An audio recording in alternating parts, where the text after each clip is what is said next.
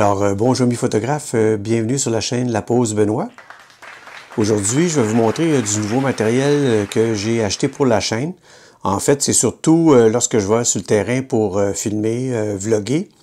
Alors, j'ai acheté la GoPro 11 qui vient en pack avec la batterie Volta. What the fuck? Qui permet une plus grande autonomie pour la GoPro. La réputation de la GoPro au niveau de la batterie fait en sorte que ça se décharge assez vite. Donc, ça donne une autonomie un petit peu plus grande, peut-être l'équivalent de... Eux autres, ils disent 5 heures d'enregistrement, mais ça à condition de probablement de fermer la GoPro quand vous ne filmez pas, là. Ça augmente l'autonomie. Puis l'avantage aussi avec le manche Volta, c'est qu'on peut contrôler la mise en action de la caméra, puis choisir les modes, et ça fonctionne également en Bluetooth. Lorsque la batterie de la GoPro est déchargée, on a ici à l'arrière un petit fil qui va pouvoir venir se connecter directement sur la GoPro pour augmenter la capacité de la batterie. Alors dans ce pack aussi, vu que c'est multimédia, on a un casing qui vient se positionner sur la GoPro, qui nous permet d'accrocher des accessoires comme ici la petite lampe d'appoint. Lorsque on filme le soir, on se filme en vlog, alors avec l'éclairage d'appoint, ça nous permet d'avoir le visage bien éclairé, puisque la performance en basse lumière de la GoPro, c'est pas son point fort. Alors, comme vous pouvez le voir, ça se transforme en petit trépied. Puis lorsqu'on rabat ici les deux pieds, on a la GoPro bien en main. Alors ici, avec la vis, on peut jouer, on peut la déplacer de façon verticale. Really? La pivoter comme ça sur le pied.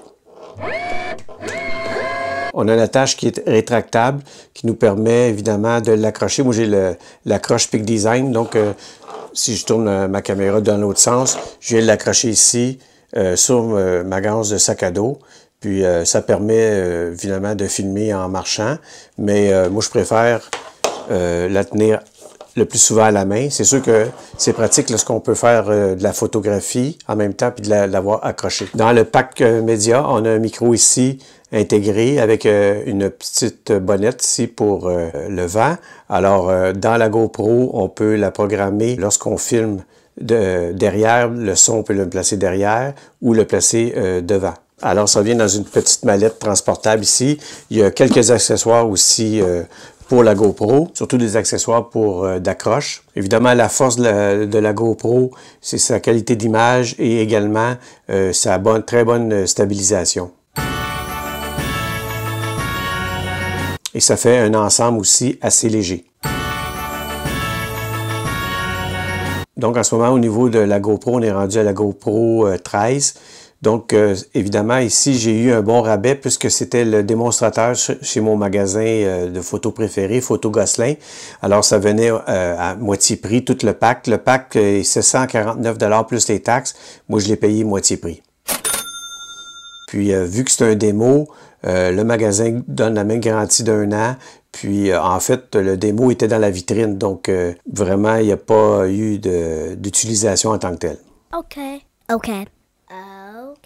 Aujourd'hui, je vais vous montrer l'aspect photo de la GoPro, puisqu'on peut prendre des photos. Puis, ce qui est intéressant aussi, c'est que c'est des fichiers RAW. Alors, je vais vous montrer sommairement dans le menu le meilleur réglage selon ce que j'ai pu voir sur Internet pour faire de la photographie puis la retoucher par la suite dans un logiciel de retouche. Alors, je vais vous montrer à l'instant derrière la GoPro pour comment configurer pour la photographie. Go, go! Alors, on se retrouve à l'écran arrière de la GoPro. So cute! So cute! D'emblée, on rentre dans le menu vidéo. Moi, je vais vouloir le mettre en mode photo. Alors, sur la GoPro, vous allez glisser comme ça pour changer le mode. Alors, on a vidéo et photo. Alors ici, on a des raccourcis qu'on peut créer dans les menus de la GoPro. On le voit ici, par exemple, le raccourci RAW. Si je clique dessus, on peut venir sélectionner le choix standard, HDR, super photo ou RAW. Toujours dans le mode photo, ici, j'ai la sélection large. On va aller voir à quoi ça correspond. On va cliquer sur le petit crayon pour voir toute la configuration par rapport à ce mode photo large. Alors, j'ai sélectionné l'objectif large. Par exemple, si je choisis le mode standard, alors on peut choisir l'objectif large 16-34 ou linéaire qui est 19-39. Mais je vais choisir, là j'ai choisi l'objectif large et au niveau de la sortie, je vais choisir fichier RAW. La capture planifiée est désactivée, le retardateur également. Ici, on a le chapitre ProTune, obturateur sélectionné auto. Au niveau de la compensation, je l'ai mis à 0.5. Pourquoi je l'ai mis à 0.5? On peut essayer à 0 augmenter la compensation, mais selon ce que j'ai vu sur Internet, avec la GoPro pour la photo en fichier RAW, c'est préférable de choisir à 0,5 en moins au niveau de la compensation d'exposition. Là, j'ai mis la balance des blancs auto. Il y en a qui suggèrent de la régler selon la scène. Moi, je le mets en auto parce que de toute façon, vu que c'est un fichier RAW, ben, on va pouvoir la modifier après coup dans notre logiciel de retouche. ISO à 100. ISO max, bon, j'ai mis 400. C'est ce que j'ai lu encore une fois sur Internet. On peut peut-être la monter à 800, mais pas au-delà. Netteté faible, puisqu'on va pouvoir encore une fois l'ajuster après coup. Couleur neutre.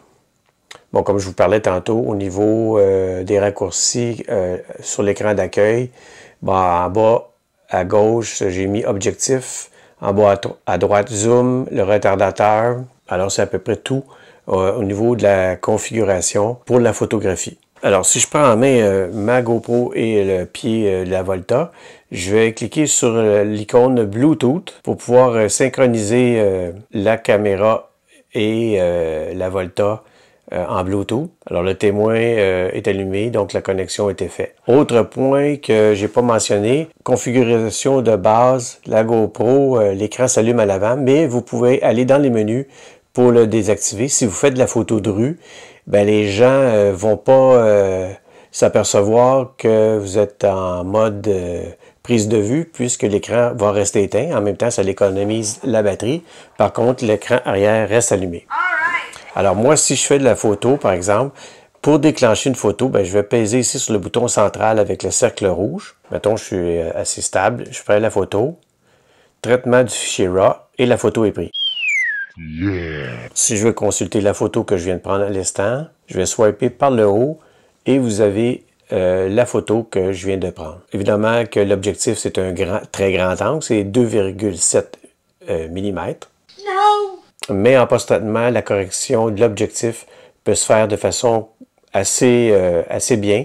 C'est pas parfait, mais on récupère, moi je dirais 90% de la déformation. Alors l'avantage, évidemment, c'est un petit capteur sur la GoPro. C'est un capteur d'1 pouce, c'est un petit peu plus grand qu'1 pouce, un peu comme sur les cellulaires. Mais ce que j'aime, c'est au niveau de la prise de vue, les gens ont l'habitude de savoir qu'avec une GoPro, on filme. Mais pour la prise de vue, ben, c'est quand même relativement discret. C'est sûr que si on prend la GoPro seulement dans les mains, sans la Volta, c'est encore plus discret, mais la Volta, l'avantage, c'est que on a l'accès facilement au bouton de prise de vue, puis on peut la placer de façon verticale assez rapidement ou de façon horizontale. On n'a pas à regarder comme dans nos caméras conventionnelles, dans le viseur. Alors, sans plus tarder, je vais vous montrer une séquence sur le terrain. Vous allez voir apparaître sur les photos, parce qu'elles sont brutes, évidemment, mon doigt un peu souvent dans la photo à gauche en haut. What? Donc, c'est la première fois que je faisais les photos, puis j'ai pas fait attention parce que l'objectif est à gauche. J'avais peur au niveau de la stabilisation. Je tenais la caméra aussi, mais dans le fond, j'avais pas besoin.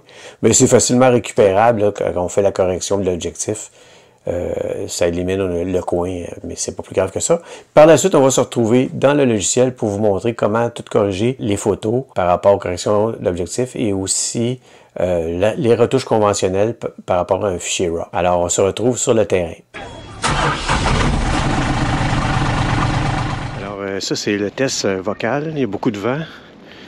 Puis, ça enregistre par le micro arrière de la GoPro. On va voir si avec le vent, c'est efficace.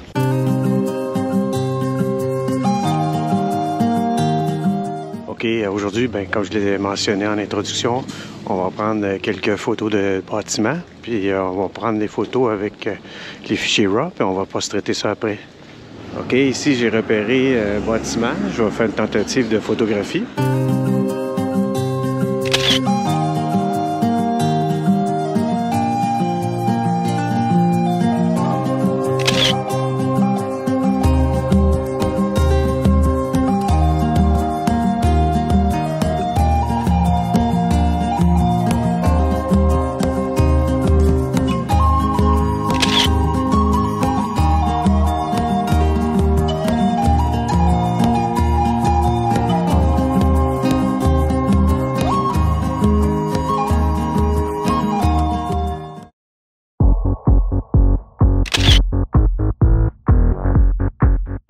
Alors ici dans le quartier Sainte-Rose, d'origine c'est un village historique au nord de Laval, le vieux Sainte-Rose.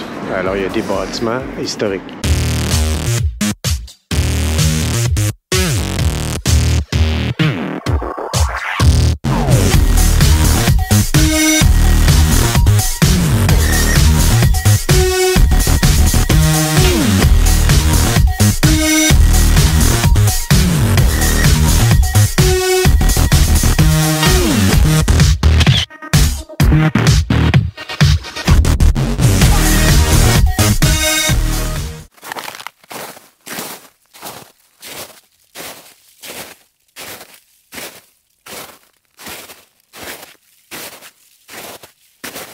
On se retrouve derrière l'ordinateur avec Affinity Photo.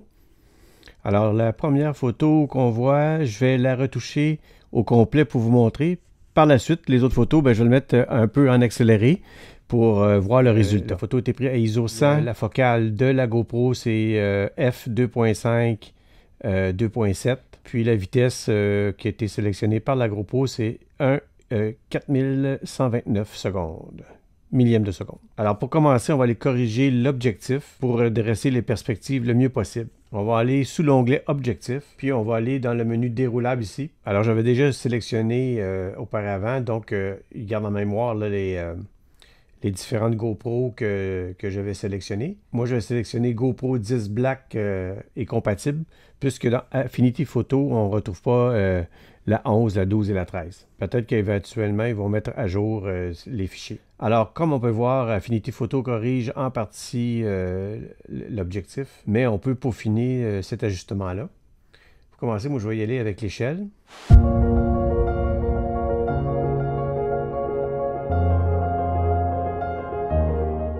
Lorsque ça me convient, je laisse tel quel. Donc, pour cette photo-là, ça a été à 76%. On peut jouer avec la rotation.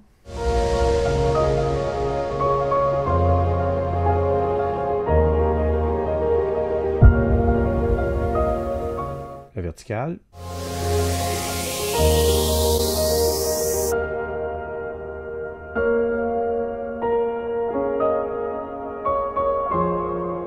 L'horizontale.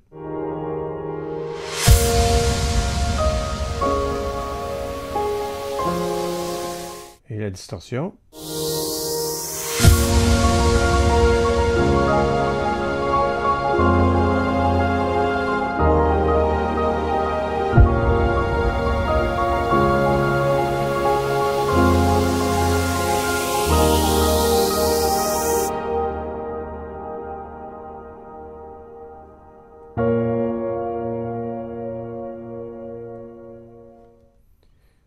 C'est à peu près ce que ça donne au niveau de la correction de l'objectif. Alors, le but d'ici de la retouche, c'est pour faire une retouche parfaite. On va travailler sur l'ensemble de la photo. Donc, je regarde mon histogramme, on va augmenter un petit peu l'exposition. On va essayer de ne pas cramer les blancs. Peut-être un petit peu de luminosité. Un point noir à 1%. Augmenter les contrastes. On va mettre à 5% la clarté. On va aller dans le détail, puis on va le mettre à 20% rayon. Et la même chose en quantité. On peut jouer un petit peu sur la vibrance. Pas trop. On va faire un recadrage carré 1-1. On voit ici qu'on a perdu un peu d'informations en jouant avec la correction de l'objectif. On va corriger ça avec le recadrage.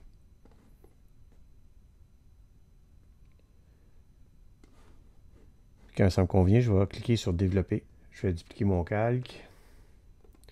Je vais choisir ici l'outil Perspective. Je vais dézoomer un petit peu. Et si on veut encore un petit peu plus améliorer, redresser le plus possible,